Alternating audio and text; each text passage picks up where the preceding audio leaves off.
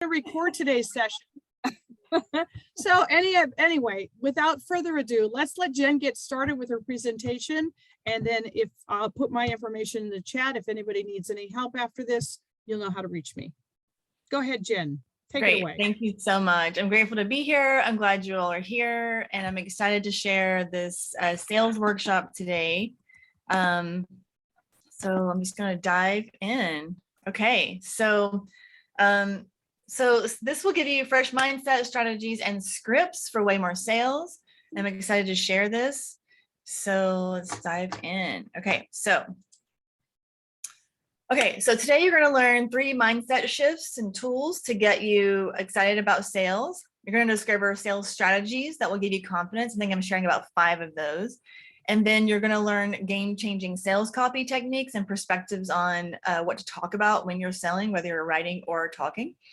And you're going to be able to create a master list of scripts to engage customers in ways that you probably haven't heard before. So let's dive in. Okay, so one of the things I learned about coaching is really asking questions to shift into an empowering mindset. So really starting with this question: what is possible for your business when you feel more confident with selling? Sales can really shift your business. And what if you can increase your sales by just 20% from here on? What would that do for your business? I'm not saying I'm going to guarantee that from today, but I am saying that really focusing on sales and learning new skills can really optimize that aspect of your business, which is where the rubber hits the road, really. And what if you could build a stronger customer base in the process of improving your sales that leads to more growth? Because really it's a long game, right? Okay, I'll talk more about that. So this was the most popular slide for my TED Talk, which is called Harness Creativity as Your Greatest Business Asset. And my story is, from where I'm coming from, basically is, it's not, business is not something I ever imagined myself being in. Like when I was in college, I was an English major, totally liberal arts girl. Like I didn't relate to business. So when I became a life coach in 2003, I didn't really get the business part, and I just resisted. I resisted business, really.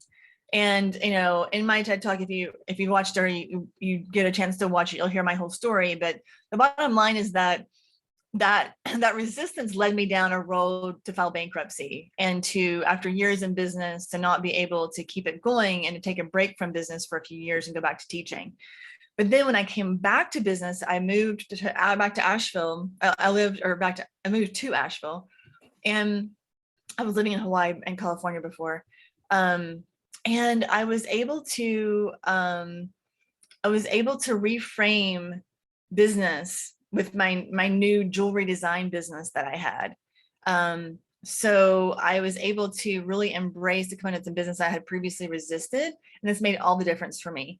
And I also saw business as a creative process, so I could relate to it more because I saw it more as a spiritual practice, so to speak. So money became a tool instead of something that was greedy or bad or whatever, or something I just resisted and didn't relate to or even respect, really. Money became a tool to create freedom and expression.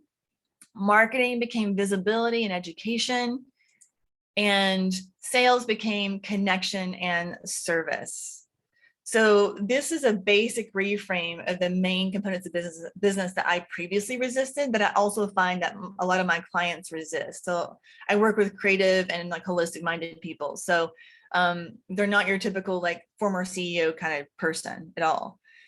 So I'm excited to share more about this with you. So before I get going, I'm gonna get it in the chat here to see what people are doing in their businesses. So we have an artist, Sarah's an artist, soap and candles business, great. Holler Creek, that's cute. All right. Okay, educational, okay, great. Consulting company, and this independent speaker. Okay, beautiful. Great.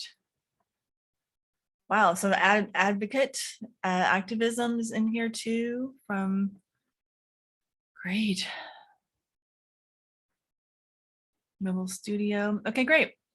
So we have some products and some services, and great. All right, awesome. This is good to know. So I'm gonna address both products and services. And as I mentioned, I've been a coach on and off since 2003, and I've had a jewelry design business for 9 years that I just sold in 2020. So I had it for 9 years. So I've done both the product sales and service sales. So I'll speak to both of those today, and I'll speak to both online and in person, or whatever you want to call it, depending on what you're doing. Okay, so sales is a bridge between marketing and income. Without sales, there's no business. So I just want to really bottom line what sales is here to really pull in some mad respect for it. And if you didn't have some of that already, you wouldn't be here. So increasing sales is how your business grows. And the long game is more effective than the short. And I'll speak more to that throughout this talk. All right, so sales is all about connection first, service, serving the person in front of you, and listening to what's underneath what your customer is saying, right? So we'll speak to all of these multiple times during this. This is one of the bottom lines. And again, you're gonna get these slides, so you don't have to take meticulous notes. I'm gonna ask you to do some writing at some points though, so you can feel free to do that. But you don't have to take all these notes. You're gonna get the slides soon after this. So, okay. So we all have experiences from sales, from both, being a person who's selling something and somebody who's selling, those of you who've been in business for a while. So memories as a customer. So think about your memories as a customer or potential customer. So what comes to mind? What comes to mind when you think about, the idea of being sold to or selling, right? So think about your experiences as a salesperson as well. The most ones that stand out the most, that have the most emotional charge. And then the feelings that are left from these experiences. And then there's the meaning you make from those feelings about sales. Okay.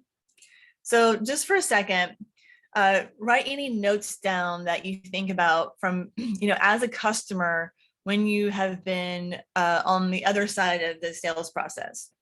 So, for me, I think about positive sales experiences I've had on a car lot, for example. One time I had a bad experience at a car lot one time also. So, it's like, and then I think about the ones that are most intense for me are the ones who call me out of the blue and are trying to sell me something. And because I have a business, I answer my phone sometimes. Most people don't. But I answer my phone because I have a business, and sometimes people call my business. And so, if people are calling and trying to sell me cable, which I'm never going to buy, it's like, that's frustrating to have somebody who's trying to, push something on you that you don't even remotely want, So, so think about it as a customer, something that happened. How did you feel? You can just write some notes for yourself. And then what did you make it mean? And you're welcome to share any of this in a chat as well.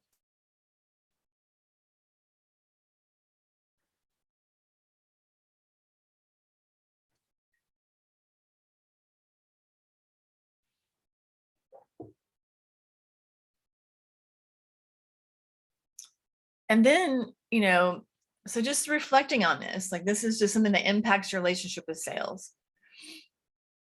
And then think about, as a salesperson, you selling, something that happens. Oh, my computer's not plugged in. 1 second. And reflect on this piece about a salesperson. What happened, and how does that impact your sales perspective? Sorry about that.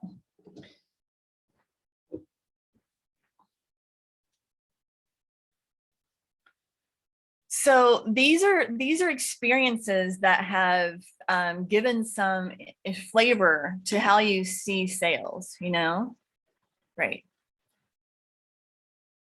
Okay, great. So someone shared that when they feel pressured by a salesperson, it makes them think that a salesperson is desperate. So it's not the most you know, friendly or connected energy. It's more of like a taking energy. Yeah. That's really one of the main flavors that people experience sometimes. Oh, okay. And then the same person also shared, I'm not sure how to say your name, Lakivia? Yes, Lakivia. Okay, thank you. When trying to sell, I also tell people I hate that part of my job. Okay, great. So I'm hoping today will shift that for you. Thank you for sharing that. That's not uncommon. So great. This is really helpful. Yeah. Oh my goodness. Yes, Laura, that's so true. When I'm with my husband, the salesperson just talks to him and makes you feel like you don't respect you. Absolutely. I, as a female as well, I have experienced that so many times. Or I even had and also an ageism sometimes happens. I remember one time I was with my aunt when I was in my 20s, and the salesperson talked to my aunt, but I was the one buying something. So ageism, sexism, racism, any of those things could come into play here. So those are really big pieces of your experience as well, and how to be an advocate for a change in that, to really respect people and be present with them. And this is in a way, it's like this revolutionary thing to do sales in the way I'm going to teach you. Great. Okay, this is really good. Okay, thank you all. Okay, so just remembering all those things and then kind of shaking it off a little bit, acknowledging it. It doesn't have to, hang on to these things, just acknowledging that that's what's been there in the past, right? So today we're going to transform some of these feelings through a different way of looking at sales. But before we do, we're going to dive into the nitty gritty of why sales gets a bad rap based on what we've already said. So pushy techniques, that desperate feeling where there's like a grasping energy coming at you, right? And that person is typically focused on the outcome more than the client. They have a rote script sometimes that doesn't take into account humanity, and they definitely don't listen to you because they're just going through the motions of what their script says. It does feel desperate, bingo. Yep. And not listening to the customer, like at all, not hearing what you say. Like, I am never going to buy cable. Look, I promise, for example, right? Okay. They're not concerned if the customer is interested. They're just doing their thing, right? And they're thinking about the short term, not the long term. For example, with the idea of the sales call again, just because that's the most intense example I can think of, and the most universal. They want to sell now. They're not thinking about the impact, how I feel about the cable company that keeps calling me. That long-term distrust of the company and the brand because of the experiences of them keeping on calling me, even though I tell them not to or whatever, right? So that's a huge piece. Okay, so all right. So the negative side of what we're talking about is that they're trying to convince something that it's about the salesperson and what they want. And they're trying to close a sale. This is a common phrase in the sales world, like closing a sale, right? And they're being pushy, they're scripted and rote, attached to an outcome and a short-term focus. So these are things that are what we don't like about sales, and they're stereotypical, and they're also sometimes true. So what do we do differently? So thinking about enrolling somebody in something they want, right? So it's about, being present with them, about them, and only possibly selling something if it's a fit for them. Like not wanting to sell something to somebody if they don't want it, right? They're just trusting that. And then opening a relationship. So this is a really big reframe. Instead of closing the sale, like I did it, I'm done. It's opening the relationship. Because when somebody buys something with you, you have a new kind of relationship. You have a customer. You just created a customer and you opened a relationship, right? So, and then being present and aware with them, being flexible and dynamic in your sales process so that you're fully present with them and connected to them and listening to them. So there's a dance instead of trying to force, if you imagine dancing as an analogy here, if you try to force somebody into a certain dance move versus like being able to, dance in a way that is more fluid. So the not attached to the sale. And then this is where it's a long-term focus, because if somebody comes to you, sort of, for example, I think about my jewelry business, and somebody came to me and they were looking for something specific and I didn't have it, but if I help them find it, I'm still creating a relationship. I'm still opening a relationship because I'm a resource for them suddenly. And that's more the long-term focus than the short-term, and if I can make the thing they wanted, I would make it, but if I couldn't, I would send them somewhere else, and I knew a lot of jewelers, so I could send them somewhere else to find it, or even tell them the words to search for sometimes, and those kinds of things. Okay. So effective, let's see, this is stuff in the chat here. Okay. Great. Yeah, having a customer feel like and so trust you is very important. Yes, and long-term also leads to referrals. Oh my gosh, yes. Like referrals in my business are so massive, for my coaching business especially. For jewelry it was too, but for coaching it's massive because even one referral can mean like a really big sale. So, all right, effective sales is meeting the customer where they are. Being focused on serving the customer over the sale. Again, open the relationship, not closing the sale. And then practicing active listening. And if you haven't heard of this, I recommend just doing a quick Google search. It's really a practice, and it's basically you're not waiting to talk, you're actually listening to what people are saying when they're saying it. Not attached to the outcome. Flexible in the sales conversation. There's no linear script, but you can have things in your pocket to ask and say, that I'll show you in a second. Only once to sell is a fit for the customer.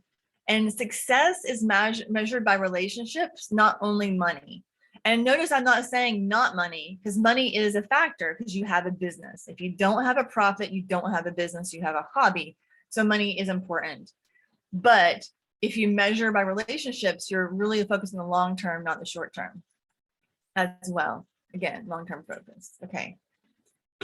So, all right, so here we go. Here are some things that will improve your confidence and effectiveness.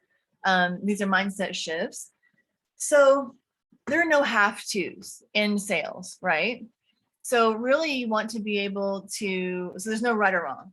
Being able to leverage your strengths and your gifts and your talents and preferences with your sales process. So if you're an extrovert or an introvert, for example, that's a factor in how you might want to sell.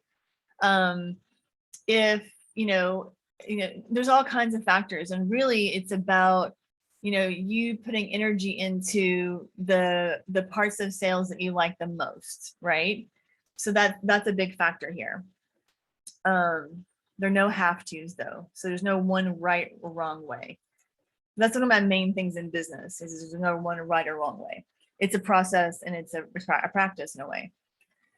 And the second one is thinking like your customer or your client, really getting in their heads. And that can be from, what you imagine. It can be from asking people. It can be from listening to what people say and even accumulating what people say from your business and the feedback you get. That's huge. Yeah, putting yourself in their shoes, and that can even be like looking at if you have a booth for sales or something or a store, like, asking for feedback from people who are your customers, and making sure you can see it from their perspective. Again, being willing to detach from the outcome. I've said this a few times already. I can't say it enough. If you're attached to an outcome, it can be an intense energy that people can feel, because you're already ahead of where they're at. You're not present with them, and you're not able to listen to them fully. And again, there's no right or wrong. You can experiment and stretch and grow with your relationship to sales, because you have a relationship to sales for your business, and it's always an experimentation. and you get to stretch and grow, you know, every time you do something new. Okay, so here are some factors that will help make it easier to sell. All right. So I can't do a workshop on all these things. I do teach all of these things, but really it's about having confidence in your work. You know, what is it you're offering, and building confidence in it. And then also having confidence in your prices.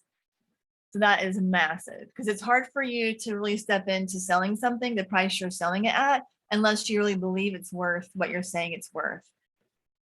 And then having confidence in your marketing to attract your target market. So when you're actually selling to somebody, you know that they're your target market, or at least most of the time, you know. So they're looking for what you're selling, and you want to get people who are as ready to buy and able to buy as possible, right? These are, again, common sense, but sometimes people miss these things. And so I just want to really nail these home too. Because if people are coming to you that are not your target market, or they don't have money to buy what you're selling, you're not going to sell it. They're not your target market if they don't have money to buy it, and they're not going to be able to buy it. So this is huge. This is one reason why I love search engine optimization for my website, because when people Google something, they find my website and they come to me and they want what I'm selling, because I did a search for what I'm selling, you know, for my business. So that's massive. Having confidence in your sales process. And this also includes a connection to where and how you sell. And I'll use a, you know, so it's like location, you know, is the location where your business is located, if it's brick and mortar, or if you're doing events, is it going to attract the people that you want for your business? For example, same thing with social media. You know, if you have, if you're selling to boomer generation, but you're on Snapchat, you're in the wrong place, you know? So think really knowing where your customer is. So it's, you know, I can't separate marketing and target market and all those things from sales. So this is a sales workshop, not a marketing workshop, but I just want to mention these things because they're all relevant to the bottom line of the sales process. And then the bottom line here too is like, really getting yourself into prosperity mindset, because if you have a block to receive more money in your business, you're not going to be able to receive more money and more clients because you have a block there. And that's one of the main things I teach in my work, is about prosperity mindset. And at the end, I'm going to give you an opportunity to get a free resource to help with that too. So, okay. I love this quote by Marie Forleo. The courage to charge for what you do comes from charging for what you do. Common sense again, but it just takes a practice, right? And I love this too. If I create something in an hour, it's because I've spent years perfecting how to do it in an hour. The price reflects the years, not the hour, because that hour mindset is an employee mindset, and you're not an employee. You are an entrepreneur. You're, you know, self-employed. You may, if you're putting in your business structure, you might be actual employee of your business. I am, but you know, this piece about, you know, pricing, it's like the whole pricing is a whole nother workshop basically, you know, but really getting confident and doing whatever you need to get confident on your prices is huge. Okay. So just want to name some ways to sell. So obviously the internet, and the reason I'm doing this is because you might see more that you haven't thought of, and things have changed in the last 2 years that are really significant changes that are impacting you, you know? Great. Okay, so internet ads, social media, websites, sales platforms. So sales platforms meaning Etsy, art sites, any kind of site that's selling what you're selling. Email, your list, and then growing your lists and outreaching to people from email. In person, expos, galleries, shows, studios, etc. That list can go on, you know, store, like you could go on forever there. And that has changed in the last couple of years too. Educational offerings, which could be virtual or in person-ish, you know, still. So educational offerings are huge. That's what I'm doing right now. You know, this is marketing for my business, even though I'm teaching for somebody else, because it's exposure. Cause networking.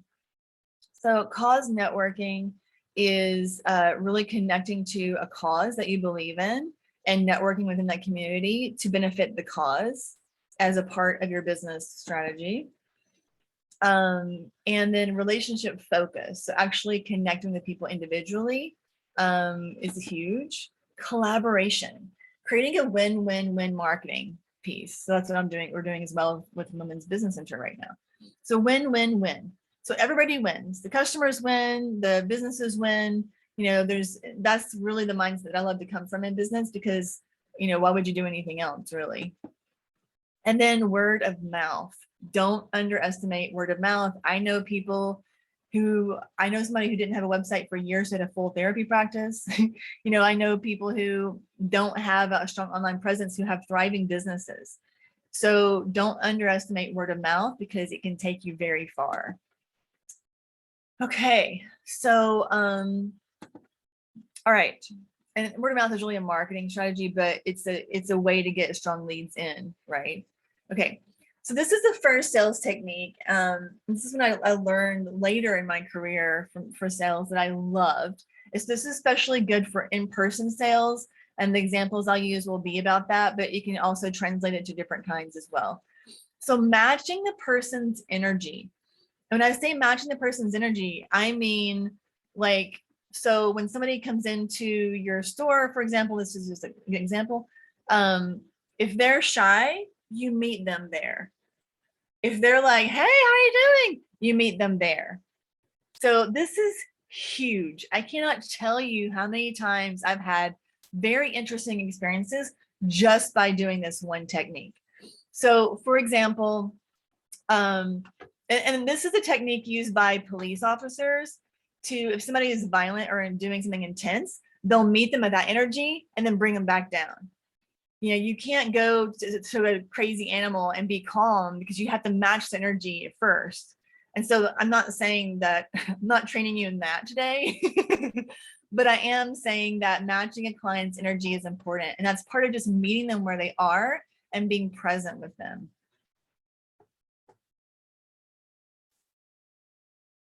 Okay, so similar, being present with how they are showing up in the moment. And I've even had people like who I thought were shy, and I met them there, and then they like popped up, or they'd ask me a question, So just noticing if they're leaning in or moving away. And if somebody's not leaning in or like interested in what's happening, then, like you don't want to over try, right? Because that's going to turn people off too. So meeting their energy is huge and simple, and a dance too. It's not something that's super easy in some ways, because you have to be really present with yourself to be able to do that. So again, be present with yourself and with your client, asking engaging questions. And I'm going to give you some examples of those in just a few slides. So that's huge. Guiding them into inspiration, helping them see possibility where they may not have seen it before, because you're the expert on your service or product. So helping them see possibility and going as deep as you can, asking questions that help them get in touch with what they want. Listen more than you're talking in the sales process. It's huge. Like, you can still lead the conversation, but really giving some space for them to talk and detaching from the outcome. Okay, there we go. So that's number 2. And then number 3 is, so after you think you understand what they want and why, and the why part is, not always relevant, but with services, it's really relevant. Share an insight or idea or resource. So share something with them that is a possibility to serve what they're looking for. And, give or explore options for them. So still be in the place of possibility, and even asking permission, like, can I share some ideas with you? Do you want to hear some possibilities that come to mind when you say what you're looking for? So asking permission is one of the most beautiful pieces of sales that people don't use enough. So they'll just be like, well, here you go, versus like, do you want to know some more? So you're giving them a chance to step into it And then it just backs away from any kind of pushy energy at all. So keep asking questions without asking leading or dead end questions. So when I say leading questions, I mean like saying, do you want to have A or B? Like they haven't said they wanted either one yet. And it's like, do either one of these interest you, or are you drawn to one of these more than the other? Like that's more an inquiry than like asking just this or this, and dead end questions are like not open-ended, basically. All right. So then connecting them to what they want, even if you don't sell it. Like this is not something that every sales training will teach you. And this is something that I found is so imperative for long-term relationships with clients is if they need something that you're not selling, then help them, to redirect them, serve them, be willing to serve that person and open the relationship with you as a resource. And then give them a choice, constantly asking them questions if they want to go further into the process with you. And that's a little risky, but it really pays off because if they're engaged, then they're going to want to come with you, and if they don't, then that's okay too, because then you can do something else, so all right. But how do you know when the person is really not interested versus they have something in their head that's limiting them? And this is something that is more relevant, to me as a business coach, because so this is some good feedback here. So it's not always what they say it is, right? As far as like what is stopping them from buying something. So it may not be a fit. So if it's not a fit, let it go. It's that simple. But if you sense that they want it, or ask them, if money wasn't an issue, would you want this?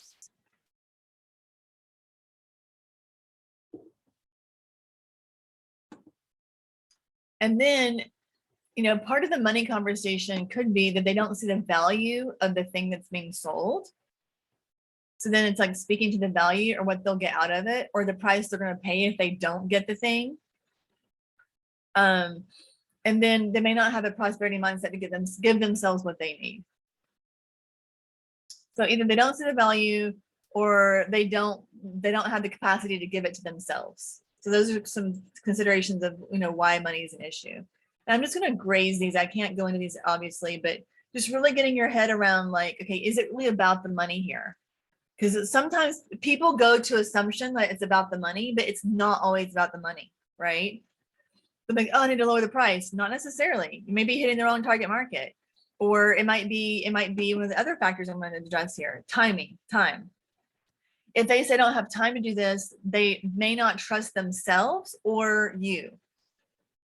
And I've asked people before, if do you have distrust for me or for yourself around this commitment you're considering stepping into? So they may not have mastered prioritization and boundaries for themselves. And it could actually be a timing issue. Like if they have a full plate and their goal for example, for coaching, if their goal is to be less burnt out, then it's like, okay, well, and in 3 weeks, then, you can carve out a week and we can, it's like really looking at timing and figuring out how to work with people and just asking them what's really there for them. Don't be afraid to ask questions to understand where people are coming from. If they're saying they need to think about it, they may need to ride emotional waves to hear a clear answer for themselves, or they haven't taken ownership of a personal power yet. If this is actually what it is, and like a lot of salespeople put like high pressure time on it, like in the next 24 hours or 48 hours or whatever, or in the next 2 hours or whatever. And even I've been in sales rooms with sales processes where they're like, okay, in the next 5 minutes, you have to go buy this thing to get this deal, right? So that the reason they do that is because it creates a sense of urgency, which gives people a reason to buy.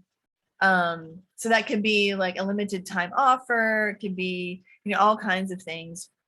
But the bottom line is that some people do need to think about things and or sleep on it or talk it through with somebody else, whatever, before they make a decision. So you get to decide for your business how much urgency is a part of it. Urgency is a form of scarcity. So that's what you're creating. You're creating a sense of scarcity so that they want it more. So just be aware of that. Just be aware of that. And, it's a tool, but just be aware of what you're doing with it and how it may impact people and who your client is, yeah. So, okay. And then, the thing that's holding them back, maybe the reason they are ready for what you offer. For example, for me, if somebody is saying the money is the issue, but they want to have a money breakthrough with their business, then that breaking through that pattern and saying yes to working with me may be the thing that they need to have the breakthrough to shift the thing. Which is not always stepping into private coaching with me. It may be like, here, go do this free. This is another part of the marketing piece. It's like, go do this free course or take this other course, and then consider private coaching later, maybe if it's a fit for you, it may also be like where they are in their business and where they're at. I'm still speaking business to business right now, as an example. You can translate that for your business, of course. And if somebody's leaning away, lean away as well. I'm using a physical example, but it's also energetic. If somebody's leaning away, you can lean away and ask questions or check in with them, see what's happening. People are so interesting and complicated. And, we make assumptions all the time, but we don't know if they're true or not. And one of the phrases, and this is really good for relationships too, is saying, I'm imagining that you're feeling blah, blah, blah. I'm imagining that you're leaning away. Are you still interested? Just asking them, because they may not be. And then it's like, okay, all right. Then you move on, and you can connect and see if you can serve them in another way if you want to. Okay. So this is a huge distinction I want to make, because a lot of times when people, for example, when people talk about pricing for my jewelry, for example, they'd be like looking at something that was gold filled, or actually let's do Argentium silver. So I would sell Argentium silver, so handmade, wire wrapped, hammered, gemstone, high quality gemstone jewelry that was, Argentium sterling silver. So I have to explain what that was, which Argentium sterling silver is like sterling silver, but it has more fine silver in it, and it's coated with geranium. Geranium? Is that the plant, or which one is the the element versus the flower? I'm getting confused right now. Geranium. Is it the flower? Yeah. Okay. So whatever the word is, that's the element. So my brain is blanking right now. It's not COVID brain.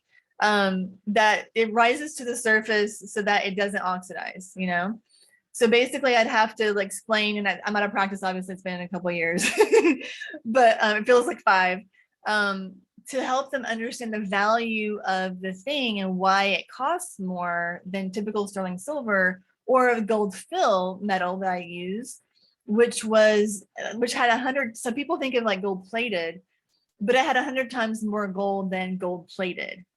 So knowing how to speak to the value of what you're selling, and it could be speaking about other people's experiences. Like one client who made 30% more than her highest month ever after working with me, specific examples of, high impact for people's lives, and in stories, anecdotal stories too. Because the value is always the benefits minus the price.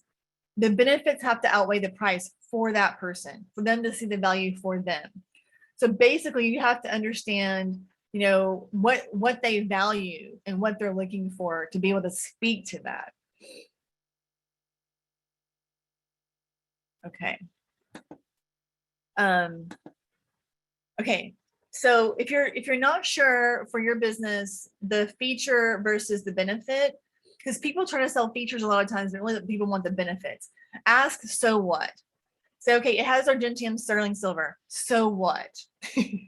Okay, so what is it doesn't tarnish, it stays shinier, so what? Well, it means you don't have to, you just keep going down that rabbit hole to really get to the benefit. The benefit is it lasts longer, it's higher quality, it's less maintenance, and you can wear it more often. You'll love it more because of that. Boom. So those kinds of questions are priceless. What is the feature? So for a service, let's say somebody was doing marketing in the workshop. So yeah, we offer social media management. So what? Well, so what is that you can get more followers. So what? Well, you can get more leads. So what? Well, we also target your market more. So what? Well, you get stronger leads. You spend less time trying to get people and post stuff without strategy, and the strategy helps you create more strong leads, which leads to more sales, which leads to growing your business. So you see how there's like these tie-ins to like, what is the feature? What is the thing?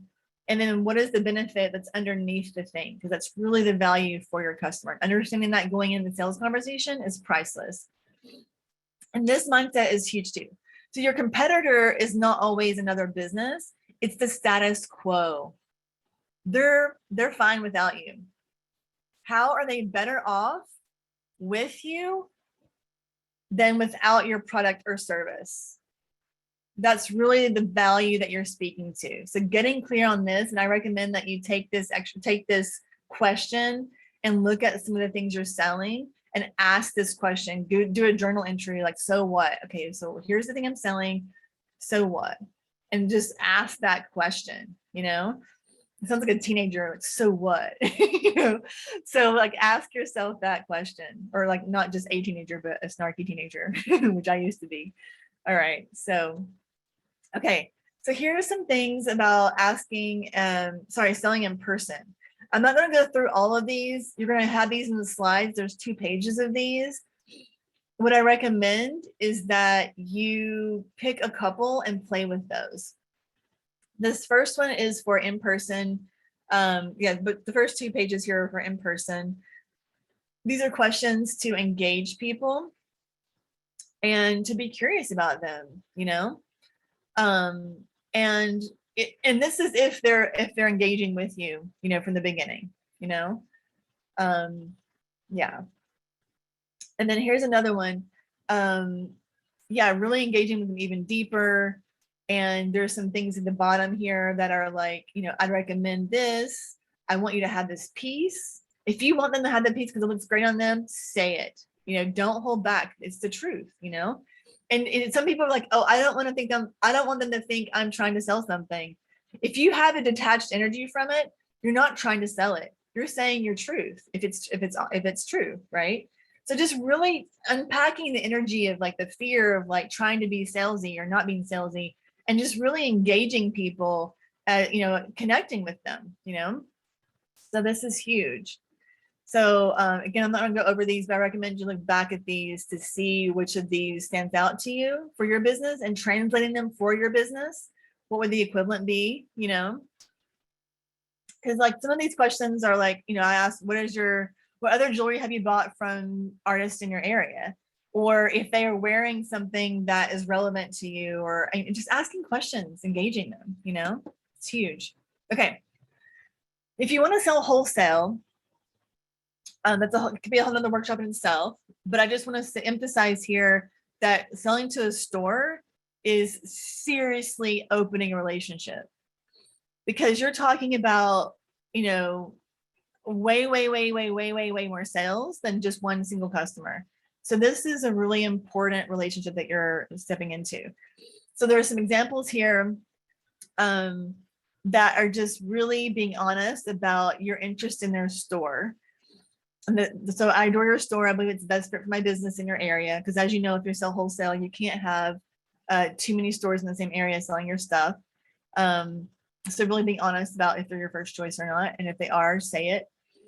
And then, reaching out to people and saying, I've had a lot of, actually, if they are already your customer for wholesale, I've had a lot of success with this recently. I like to set the time to meet. And then with this time and this day and time work for you, you know?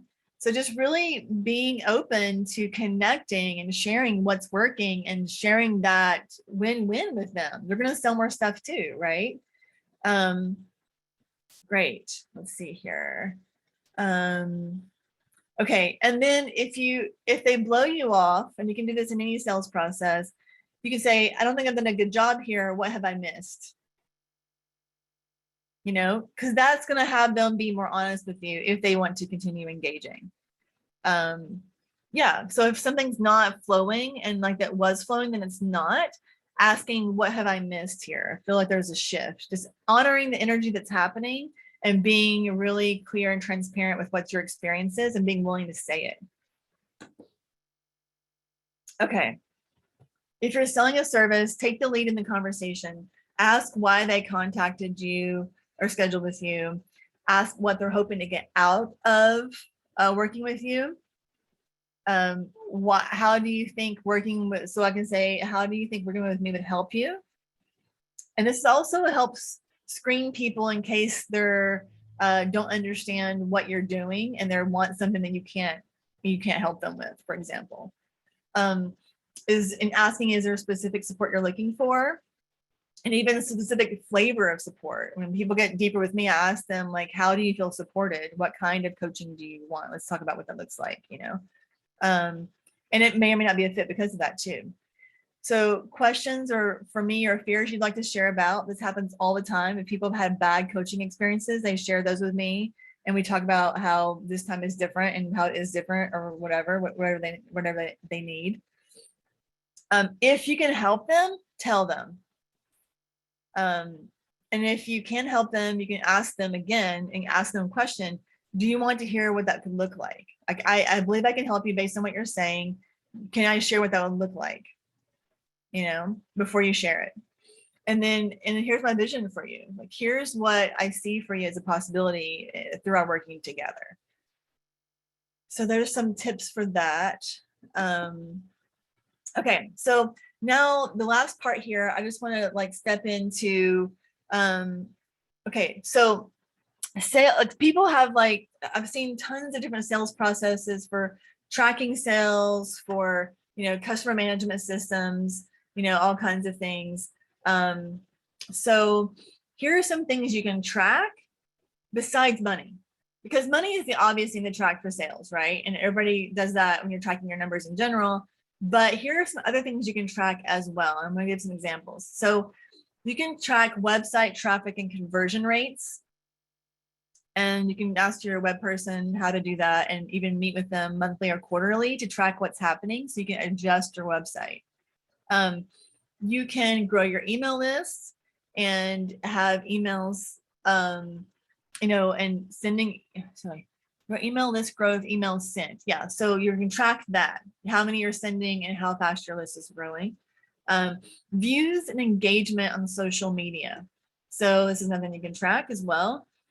So what I'm saying, that this quote at the top of this, anything tracked moves in the direction of your intention. So you tracking something besides money or the number of clients only gives you like some kind of game you can create. I'm going to show you some examples of how to track it in just a second on the next slides. You can also track and control how many clients or customer leads you've contacted, how many opportunity leads you've contacted, collaboration leads you've contacted, the number of social media posts you've been posting. You obviously can't control the outcome of those anymore because the algorithms are like mad different than they used to be. But that's something that can also evolve. Class attendees, the people you're actually reaching. I did that 1 year, about 3 years ago. I did a thing where I was, okay, I'm going to reach like this many hundreds of people in the next time period. And I tracked how many people I was speaking to and how many people I was seeing and how many people were engaging and all those things. And I took other things from there too, but that was the starting point. I had one sort of game I was playing with myself, or the challenge I gave myself. How many followers you have on various platforms and if it's growing. And then blogs with search engine optimization, so that you're actually putting out there for your ideal clients. So if you're not doing something like this, then your marketing won't lead to sales. So if you're having trouble with sales, come back to these things, because this is where the rubber hits the road. So here's an example of just like, creating a list of leads for your business, and then writing down when you follow up with them, how warm they are, and then just going to this list every week and reaching out to people and connecting with them. So that works if your business has already been established and you have leads. Here's another list. This is a list I made years ago for stores I was interested in putting my jewelry in, and I would reach out to them and contact them and then follow up and then say what happened, what they said, those kinds of things, So this is something you can also do. Like, what is the thing that, where you can create opportunities, not just with customers specifically, but with opportunities to get your work out there and do more marketing. So those are all things that can possibly lead to sales. Okay, so for today, think about one thing that stands out to you from this workshop. And think of something that if you did this one thing, it would make a difference in your business, right? So it could be creating some sales scripts. It could be making a list of leads. It could be,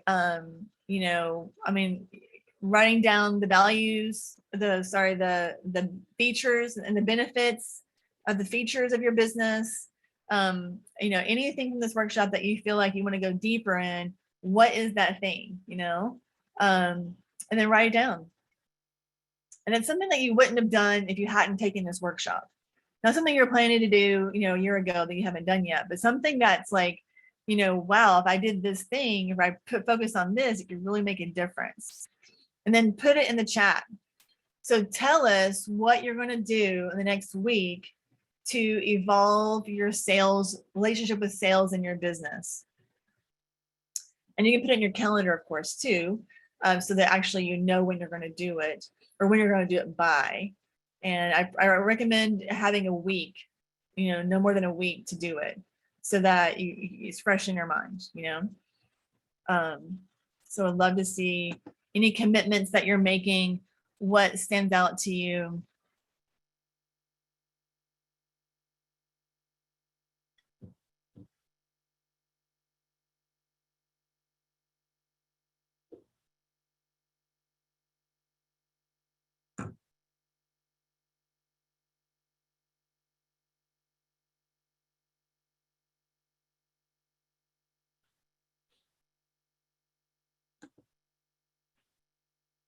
And if you feel like money is something that's blocking you, the capacity to receive money and grow your business may be limited by money beliefs, patterns, habits, those kinds of things. If you feel that way, here's an affirmation for you. I let go of everything that is between me and prosperity. I am the prosperity I'm ready to experience. And if you want to take that work further, you're welcome to receive a free money makeover kit on my website. Just go to jenagleycoaching.com/gifts, or anywhere on my site, you'll find a link to sign up for that. It's a 3-part money kit that has a workshop and a manifesto for prosperity, and some really amazing affirmations as well. So great. Okay. All right. So I think I want to open it up. If we have any questions, we have a few more minutes left. So if you have questions, you can just raise your hand and ask, or any reflections. If you have something you just want to say, hey, this stood out to me, or this was helpful, feel free to share. Yeah, you're welcome. Yeah, my pleasure. Thank you for being here. And you can reach out to me anytime with questions too. I'm open to that, so feel free. Yeah, and just to remind everybody, you'll get a copy of the presentation once I get the attendance list back from AB Tech. Sorry for the confusion at the beginning. Not sure what happened to the link. The other thing I wanted to add on there, because I have years of sales experience, that's my background in selling. And one thing that when clients come to me, I wrote in the chat, they don't have an elevator pitch. They can't tell me quickly what their business is and what they do. And to me, I have sold everything from houses to countertops to any kind of construction stuff to went door to door selling security systems for homes. So I've sold a lot of different things. Wow. And one thing I know is people say, well, how can you sell a security system and now sell a house? Selling is the same concept, I think.